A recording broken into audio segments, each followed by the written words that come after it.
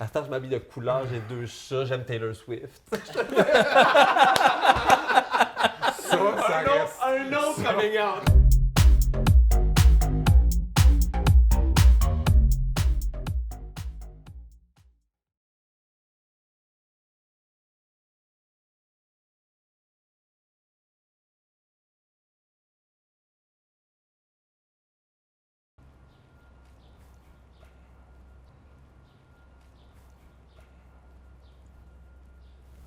Oh, hello. Allô? Comment ça va? On traîne. On traîne les ruelles. Mais, hein? On la connaît. On la connaît, Sainte-Rose. cette rue-là. Il y a des souvenirs ici, ça c'est sûr. Oui. On s'en va rejoindre Mr. Eric. Monsieur Eric. Eric est clairement rendu ailleurs, là.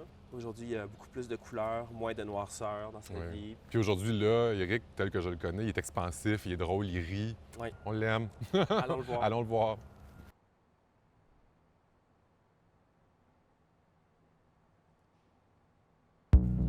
Bye, la ruelle. Bye, la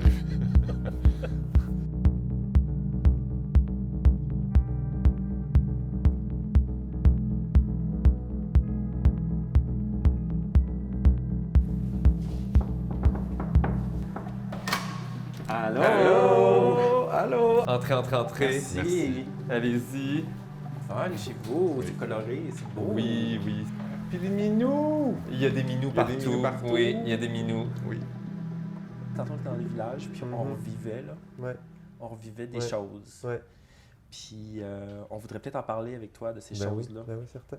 Parce que c'était un combat pour toi. Tu consommais, mais tu savais que tu voulais arrêter ou que tu aurais aimé ça arrêter. Comme il y avait ce tiraillement-là constant. Moi, tu sais, une des choses les plus difficiles dans la consommation, c'est que j'ai vécu avec la honte de consommer.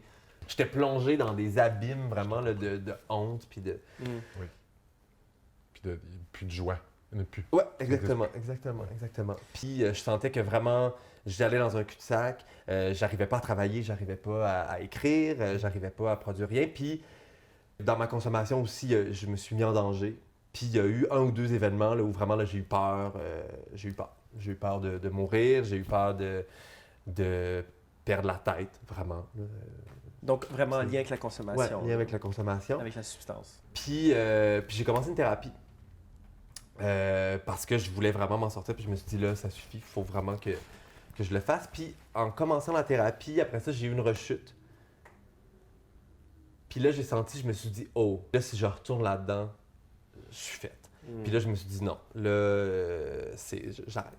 Puis c'était ma dernière, c'était il y a plus d'1 an maintenant. C'était ma dernière consommation. Puis tout de suite après cette rechute-là, les choses ont déboulé. Mais ne serait-ce aussi que la vie d'homme gay, on est queer, on n'est pas comme les autres. Fait que rapidement, socialement, nous, on se fait dire qu'on est différent, donc on est une mauvaise personne. Complètement. De la honte à nez là-dedans. Là. Ces bouts-là, quand c'est arrivé dans ma face en rétablissement, j'étais comme oh, ça, c'est un gros coming out. Avoir honte d'être soi-même, là, puis c'est vulnérable à ta barouette. Je pense que j'ai eu honte d'être moi-même, tu sais, une bonne partie de ma vie. Oui, Tu jusqu'à sais, la hier, bonne- là. Oui. Tu sais, c'est-à-dire que... Puis quand tu réalises ça, tu fais comme « Oh my God! » C'est gros! Mais tu quand sais. tu réalises aussi que la honte, tu peux le défaire sur l'instant Ouais. en choisissant de reconnaître et d'accepter tes cicatrices, ton passé. Oui. C'est comme pas... tu sais, je comprends que c'est pas facile, mais c'est plus Mais c'est facile simple. qu'on pense. C'est simple. C'est d'une simplicité déconcertante Mm. que de dire ben c'est mon histoire. Et je Oui. ne suis pas une mauvaise personne pour autant. Pendant la consommation, moi j'ai une consommation tu sais, étendue sur peut-être 8 ou 9 ans, Mhm. avec des moments plus intenses, d'autres moments plus sporadiques, tu sais, où j'avais des arrêts pendant quelques mois puis tout ça. Mais je savais toujours que j'allais reconsommer. C'était comme...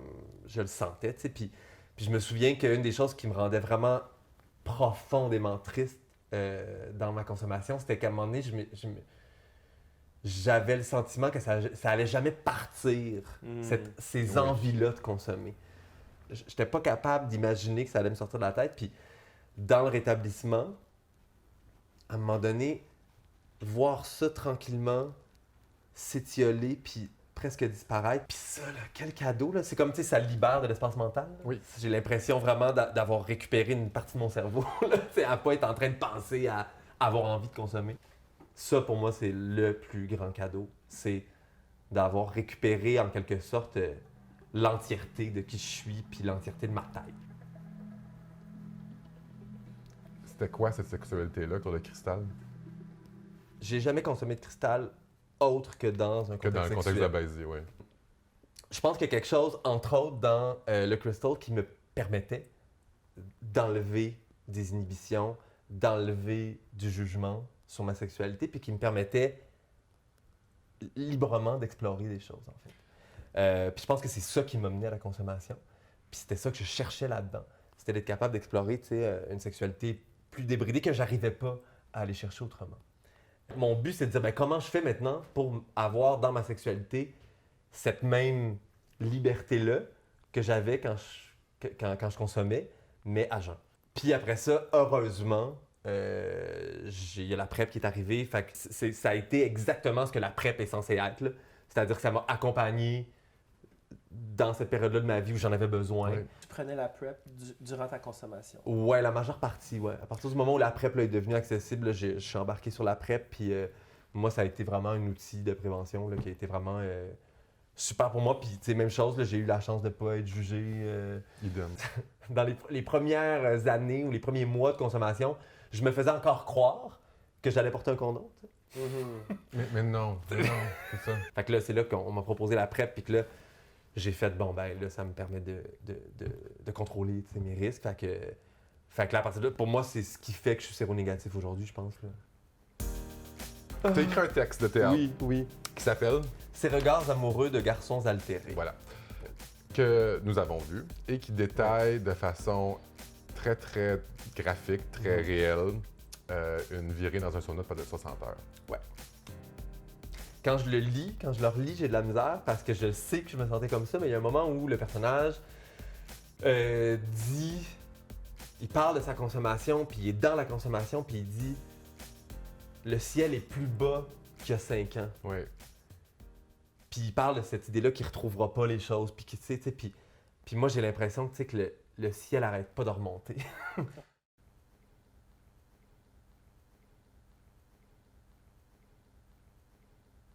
Je suis Marcelle Dubois, directrice artistique et générale du Jamais Lu et co-directrice du Théâtre aux Écuries. Montre-nous ton théâtre. Wow! Salut! Allô, Marcel? Bien, assoyons-nous. Yes. Moi, pendant que j'étais en consommation, j'ai écrit un texte qui parlait de cette étape-là de ma vie, de ces moments-là, puis de ce avec quoi je me débattais. Et Marcel a été, si on veut, la première qui a cru en ce texte-là, puis qui a voulu le présenter, alors que moi, j'y croyais même pas, je peux te dire. Moi, j'étais sûr que ce texte-là allait jamais trouver preneur. C'était un texte qui était très cru, direct, sur la dépendance, sur le crystal meth. Puis c'était un peu la première fois où moi, de façon indirecte, j'en parlais publiquement. Puis je me souviendrai toujours quand Marcel m'a appelé, puis m'a parlé du texte pour la première fois. Cette reconnaissance, c'est-à-dire d'avoir quelqu'un qui venait me dire ce que tu as vécu, ce qui est là-dedans, en tout cas, est intéressant, est puissant, est bon, on a envie de le présenter. Venant de quelqu'un qui n'a pas le même parcours que moi par rapport à ça, ça a vraiment été important pour moi. Ce chemin-là de l'humain qui s'égare à lui-même, j'ai pleuré en lisant ce texte-là, mais pas pleurer sur l'histoire du garçon, mais pleurer de me reconnaître des fois où je me suis égarée à moi-même, puis de la force que ça prend pour se retrouver, puis les gens ont à se rétablir dans la vie. C'est très rare une vie d'humain où tu pars de 0 à 80 ans, où tu n'as pas eu cette courbe du rétablissement-là qui devait être faite.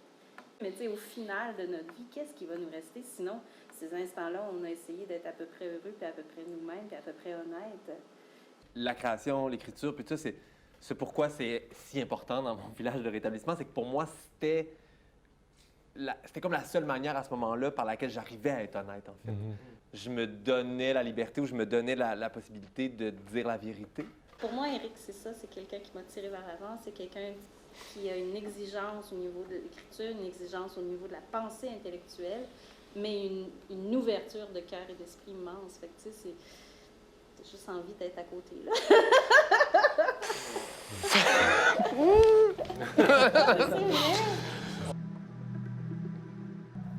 Je pense que la plus grande souffrance que j'ai vécue dans ma consommation, c'est un sentiment de devenir deux personnes. C'est-à-dire, d'un côté, je consommais puis j'avais cette vie-là, puis de l'autre côté, je devais cacher que je consommais. Fait que j'aurais probablement envie que les gens changent leur regard sur les personnes qui consomment des drogues. Quelqu'un qui consomme, c'est quelqu'un qui cherche une solution à un problème qu'il est en train de vivre. Quelqu'un qui consomme, il ne fait pas de mal à nous. Hein? C'est lui-même qui est dans son combat. Fait que soyons indulgents, soyons gentils, soyons à l'écoute, soyons présents pour les gens qui souffrent dans notre communauté.